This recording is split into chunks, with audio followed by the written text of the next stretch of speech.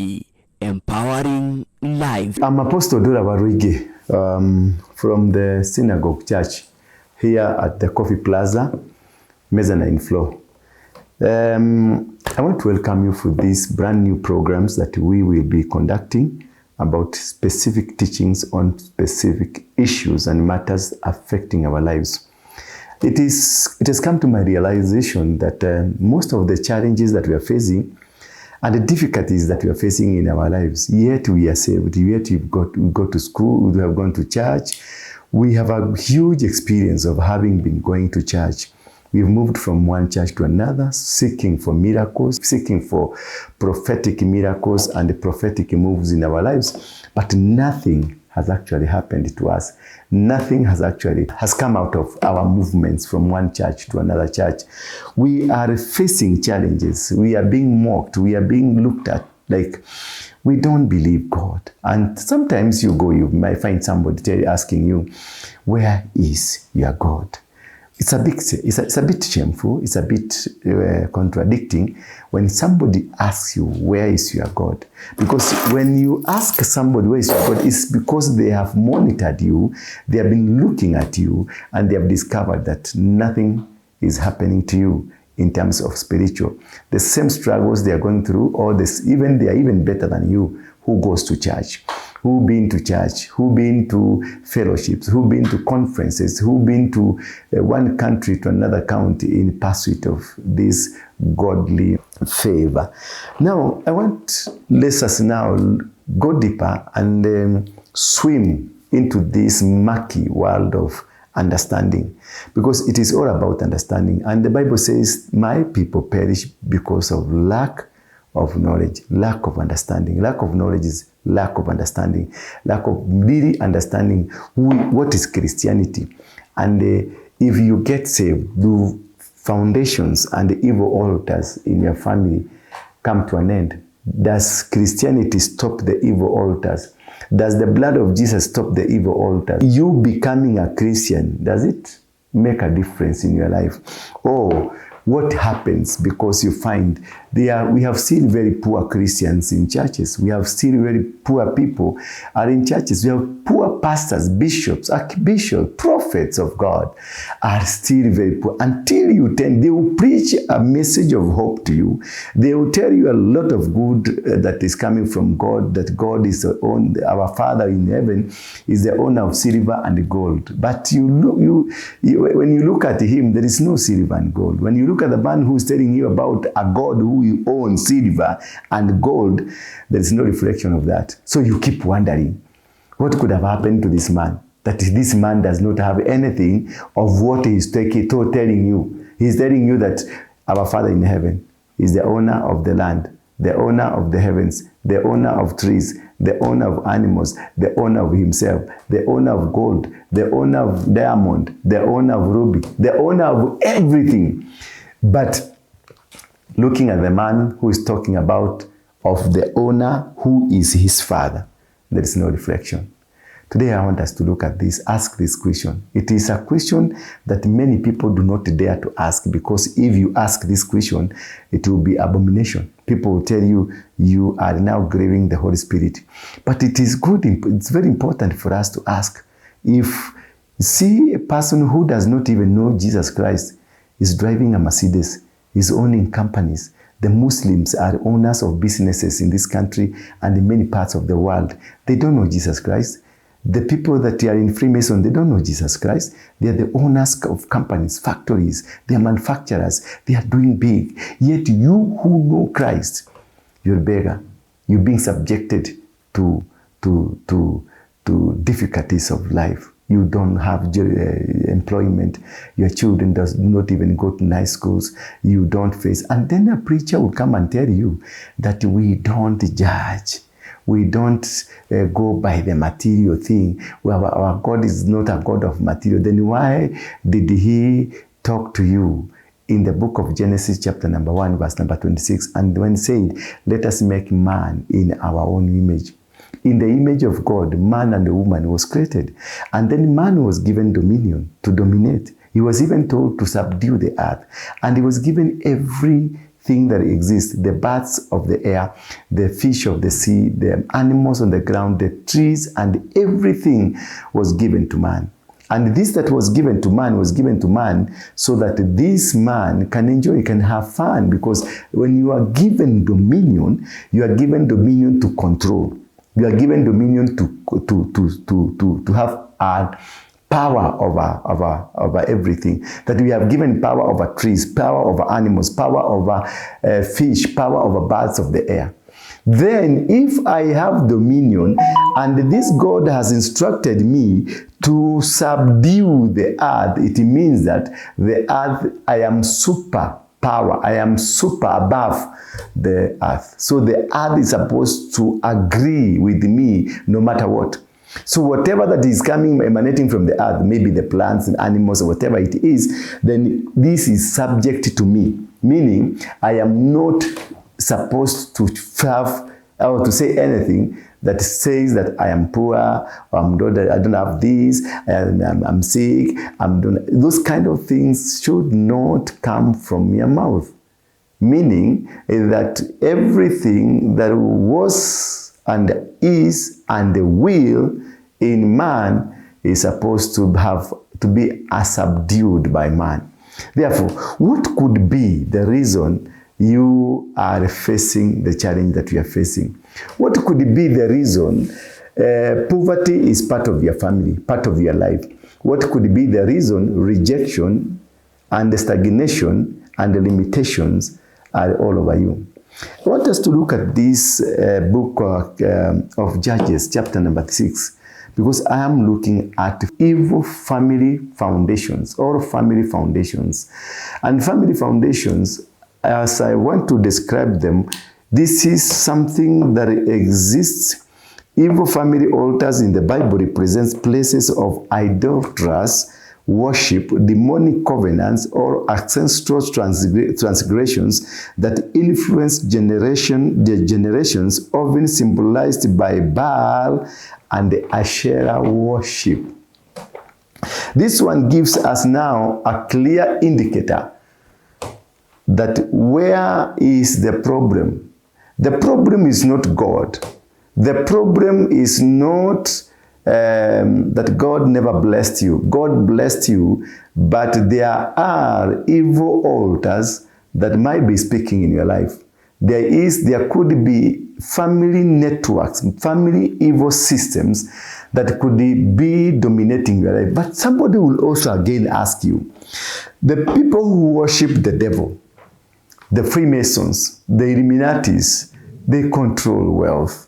They have businesses. They have networks. The Freemasons have businesses. They control clubs all over the world. Why then would you say that this is evil? It is not godly. Does it mean that the evil or the Asherah or the Baal are more stronger than God? No, they are not stronger than God. God is supernatural. God is superior than anybody else, is superior than anything else, and God is much powerful. But what happens when one is worshiping God, who is most powerful, and yet you are facing the challenges you are facing? Because this is a question that many people will want to ask. And this is what has resulted many people not to go to church today, because they don't see any solution. They don't find hope in churches. They don't find the God they are being told about. It doesn't seem that is existing.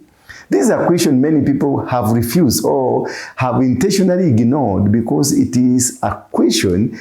If you are listen to your spiritual fathers, spiritual mothers, they will tell you this abomination. You don't ask such questions. You don't question God. So you are supposed to die poor. So don't question God. So you are supposed to be sick. Don't question God. You see, these kind of narratives, they are a bit awkward and they are unreasonable.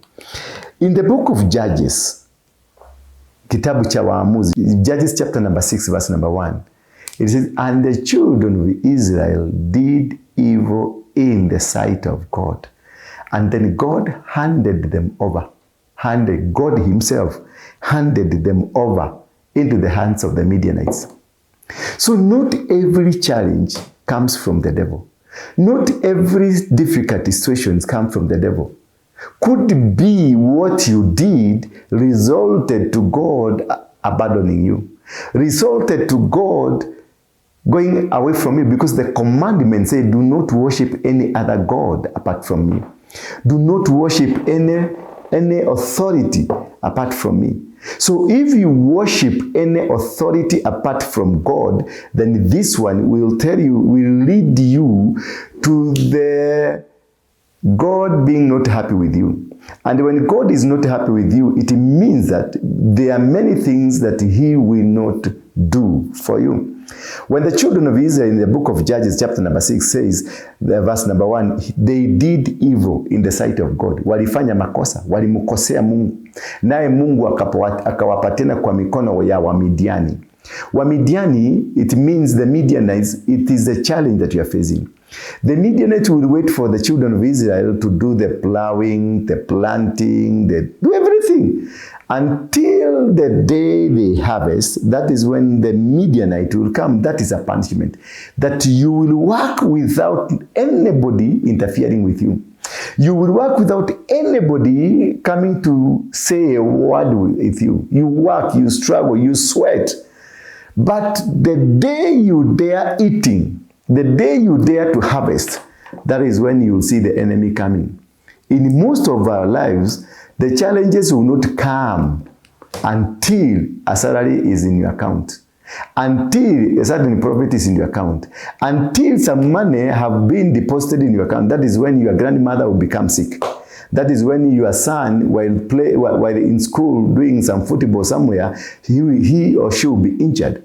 That is a time that you discover your uncles and everything, or anybody from your family is contracted by a disease, that the disease that will come and consume the entire amount that is in your account.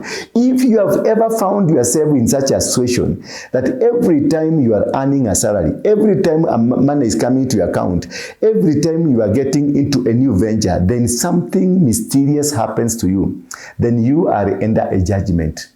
And the children of Israel did evil in the sight of God, and then for 7 years God handed them into the hands of the Midianites. When God says 7 years, 2 years, or when God gives a number of years that you are going to face a challenge, or says that for 3 years this is what's going to happen to you, for 5 years this is going to happen to you, for 3 years this is going to happen to you, that is what we call a judgment, where a number of years is given. Remember, this is when Abraham was spoken to by God, and God told Abraham, when he didn't have a child, he told Abraham, your generation will get into slavery of 400 years. Abraham never considered it as an issue because he didn't have even a child. So even he didn't question God, how now, and I don't have a generation. But God said for 400 years, that is a judgment. Whatever that God says, and he gives a number of years, that is judgment. And the judgment is resulted to by a misconduct somewhere, a behavior somewhere that has alienated you from the wishes of God, or has removed you from the commandments of God, or has removed you from the plan of God. And most of us, in most of occasions, we are facing such challenges. We have tried businesses, we have tried families, we have tried farming, we have tried everything, and nothing is working. There is a judgment over you. A judgment over your family. It might not be you alone. It might not be even you. The Bible says that the iniquities and sins of your father, or your parents, or the people who existed there before, it will be transgressed from one generation to another generation, to the third generation, to the fourth generation. So you could be facing a challenge of a first generation parent, or a second generation parent, yet you are in the fifth generation. And therefore, you are suffering of a sin you never committed. You are suffering of a sin that you never encountered. You don't even understand. So the children of Israel did evil. But you look at the Bible, look again and again. You will never see where the children of Israel did a sin as corporate, as a community. But this sin was committed by one person. This is a sin that was committed by the father of Gideon, Joash. And Joash, he committed a sin by allowing some worship materials from the Amalekites to be taken to their worship centers, to the worship places. And remember, God in the book of Deuteronomy chapter number 7, he had said, do never change from me. I am going to win this nation battle for you. I'm going to defeat nations around you. 7 mighty nations. The Amalekites, the Girgashites, the Amorites, the Hittites, all of them. There were 7 mightier and stronger than the children of Israel. And what happened? The children of Israel were told, once I defeat them, you shall surely destroy, because I'm going to hand them over into your hands. Then with the moment I hand them over into your hands, you shall surely destroy them. You shall surely dismantle them, destroy their altars, their Asherah poles, and anything that they use for worship. Instead of that, once the children of Israel won the battle courtesy of God, instead of following the instructions that God gave them, Joash and some few people, like you see, the leadership of any company, any church, or any government is controlled by a clique of few people who are hell-bound to destroy the real structure, the essence of God in the planning of this system. Therefore, these few elders plus Joash, they went and they visited the Amalekites. Amalekites were smart. Amalekites were shrewd. They organized something for the Joash and the company, and then they were given something small, not even money, something that is of worship. But Joash was never told, this is a worship, this is a God. He was given an ornament and told, because you have defeated us, because you have won this battle, we want just to present ourselves to you. We want us to work with you. We want us to be with you. We make a covenant with you. Remember, God had warned them never to make a covenant. Remember, God had told them never to have an agreement with them. Remember, God had told them, do not even allow your children to marry them, because they will turn you away from me. That is God who said so, that they will turn you away from worshiping me. So when Joash and the company went and sought this, had a sitting with the Amalekites and with the Amorites, they were given an ornament. This ornament was taken to the altar of God. And that was the end of the beginning, or the end, or the beginning of the trouble, the beginning of the challenges, the beginning of the difficulties, the beginning of challenges that these children of Israel faced. Immediately, a foreign god was installed in their altar. That altar automatically transgressed from an altar of God to a demonic altar. Now here is the catch. People who are worshiping the devil, they do sacrifices. They even sacrifice their own kings. They sacrifice their children, their mothers, their parents, and they are rich. They are driving nice cars, they own companies. But people who are going to church, they don't have such luxury. The reason here is, when Joash took the ornament, placed it at the altar of worship, the altar of worship of God, then they got themselves, the leadership knew that they are worshiping Baal. But the congregation did not know that they are worshiping Baal. They were worshiping the true God. But the leadership wasn't worshiping the true God. Where these people were facing as an altar, where they were kneeling down as an altar, where they were worshiping as an altar, was not godly. So this culminated into a worship of two things in one place. And this is now what we call a family altar. And this is now what causes us to suffer.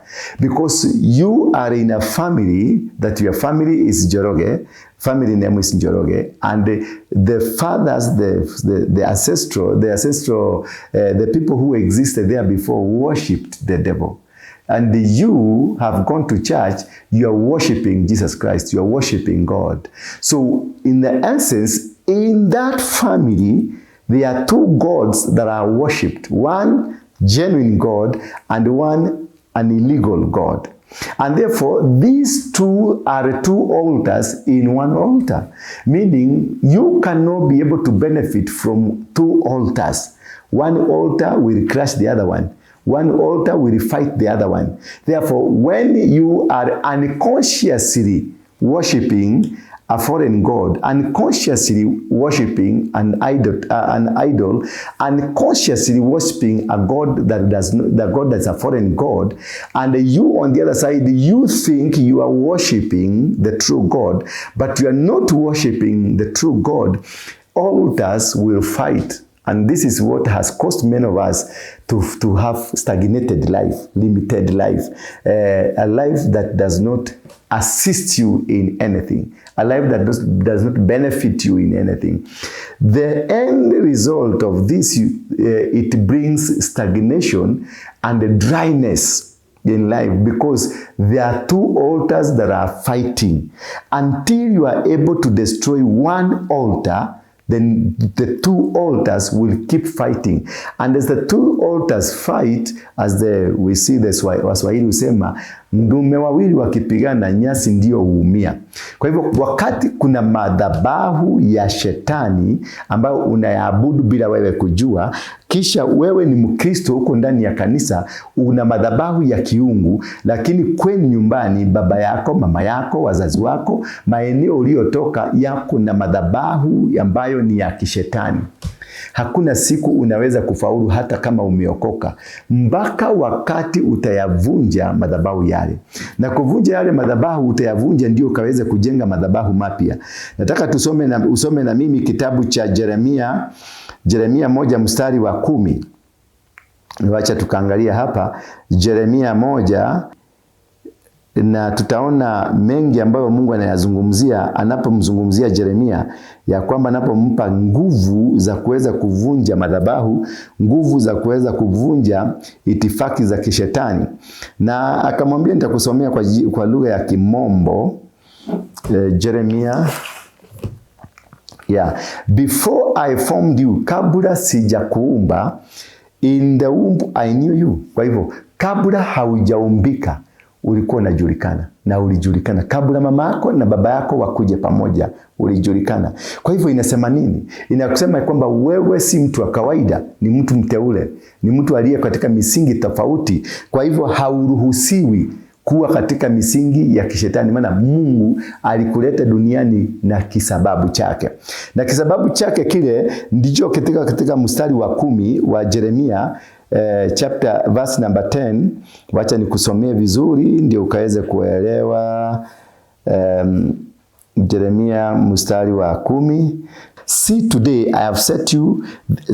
I have set you this day over nations and over kingdom. Yani Mungu anasema hivi, angalia leo nimekuweka juu ya mataifa na falme.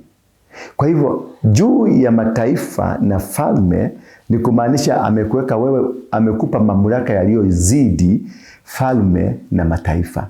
Amekupa nguvu ambazo si za kawaida. Kwa hivyo wewe si mtu wa kawaida.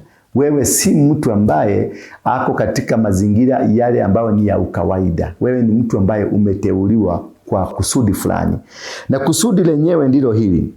And anasema, see, today I have set you this day over nations and over kingdoms to pluck, ukang'oe, ukavunje, to break, na ukaharibu, na kisha ukaweze kubatilisha. Hiyo ndio kazi. Kwa hivyo ndipo ulipobatilisha, kisha ujenge na uinue madhabahu mapya. Inasema namna gani? Kwa kila familia, kwa kila kazi, kampuni, kwa kila jambo lolote ambalo linafanyika duniani, liko na aidha madhabahu ya kiungu ama madhabahu ya kishetani. Kila familia iko na madhabahu yake. Madhabahu yale yanaweza kuwa madhabahu ya kiungu ama madhabahu ya shetani. Na hivyo ndio Mungu amesema, wakati kabla haujazaliwa, before you were born, I knew you. Kabla hujazaliwa ulijulikana.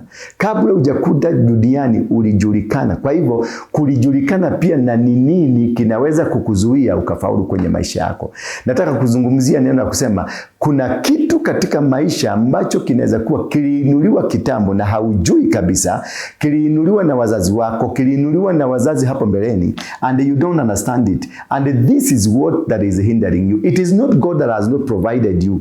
Si Mungu hajakupatia, si Mungu hajakubariki, umebarikiwa. Maana katika kitabu cha Genesis Mwanzo 1:27 unasema na akawabariki. Maana alitoa ilani ya kwamba amewabariki. Kwa hivyo we are all blessed, tumebarikiwa. Na kama tumebarikiwa, sisi ni watu ambao si wa kawaida. Ndio kwa maana Yeremia 1:10 nasema, angalia nimekuweka juu ya mataifa na juu ya falme, because you are not an ordinary person. And in that process, being not an ordinary person, therefore this is what makes you now understand. Maana amemwambia nimekupa mamlaka ya kuvunja, ya kung'oa, ya kuangusha na kubatilisha, kisha ujenge. Kwa hivyo kwa kila kitu for you to be successful in life.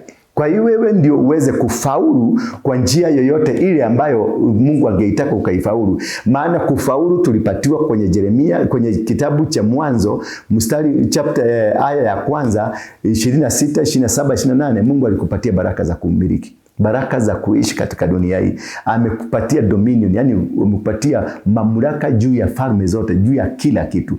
Kwa hivyo unapokuwa kuna challenge umepata katika maisha yako, basi Mungu amekupatia solution. Amekuambia kuna madhabahu yaliyo kwenye familia yenu.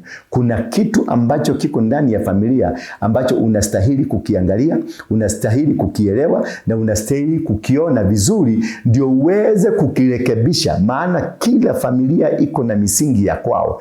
Kila familia iko na damu ya kwao inenayo kuhusu madhabahu tofauti ama madhabahu fulani. Kwa hivyo ni lazima unapozaliwa, lazima when you come forth, you need to disconnect yourself from anything that can lead you to stagnation, that emanates from your family, that comes from your family, that comes and you don't know. Therefore, unaenda kwenye kitabu cha Ezekiel 16 ambacho kinasema ya kwamba mwana wa binadamu, nenda ukaifahamishe Yerusalemu mambo yake yaliyochukizo.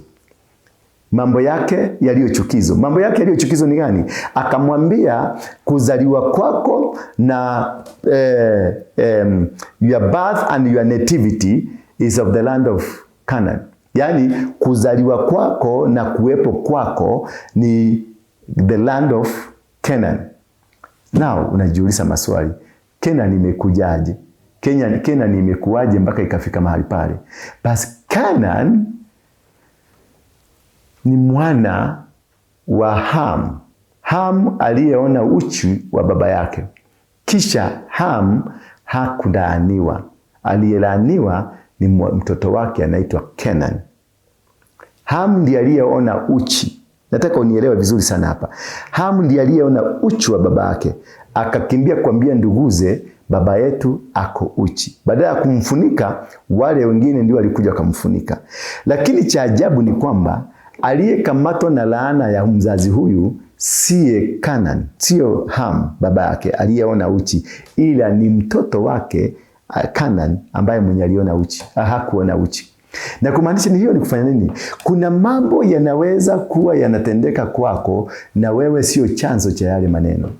But you are facing stagnation. Akamwambia binadamu, nenda umwambie Jerusalem the cause of your problem. Why you are suffering.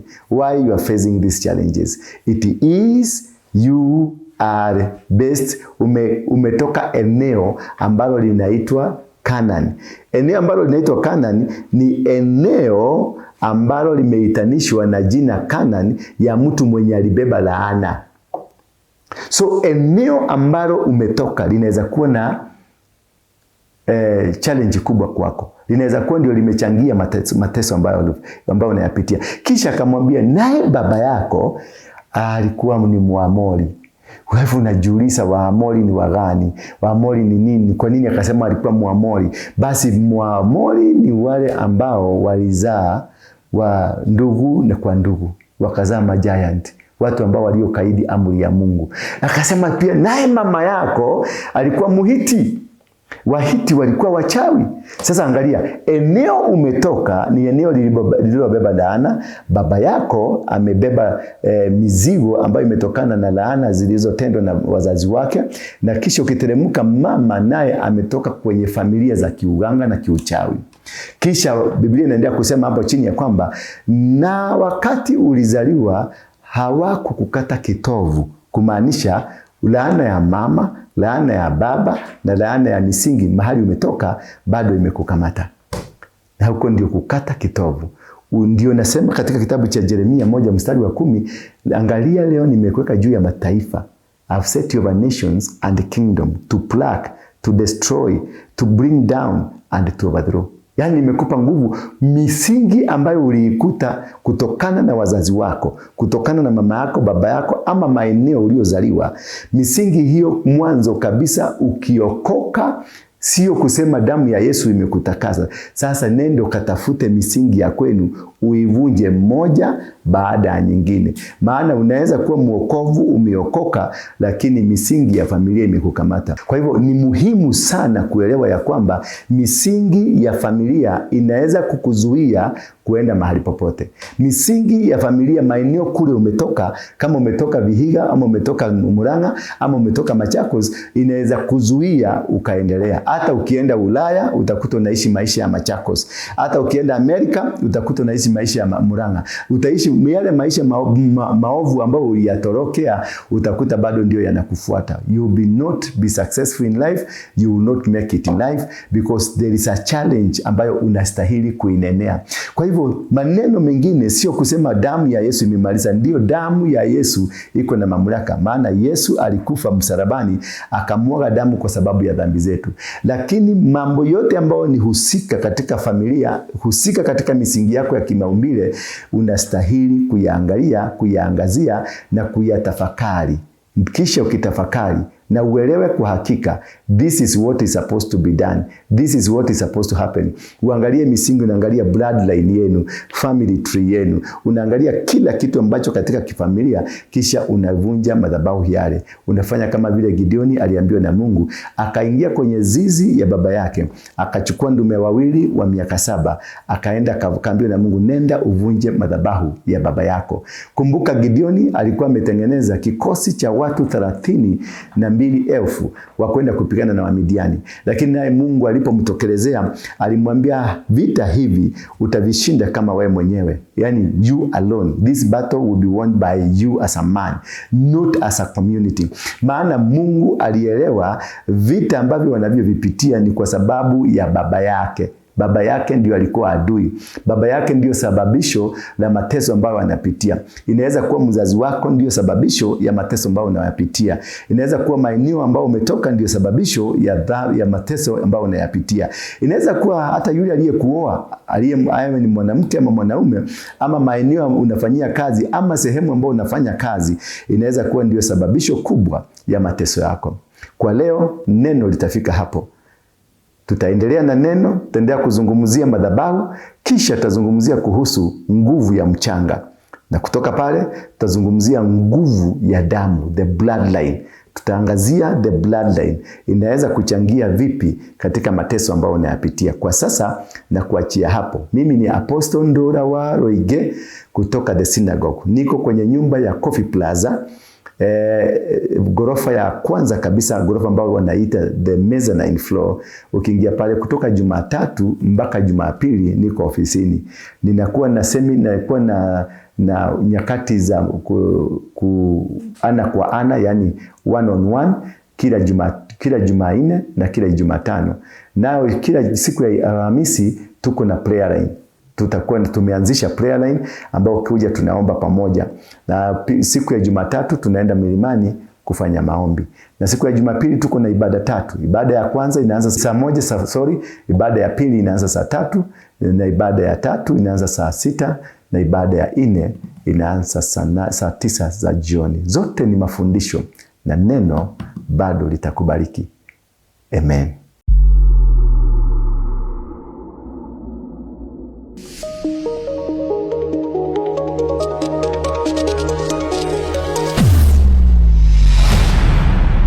Bethel Clouds TV. empowering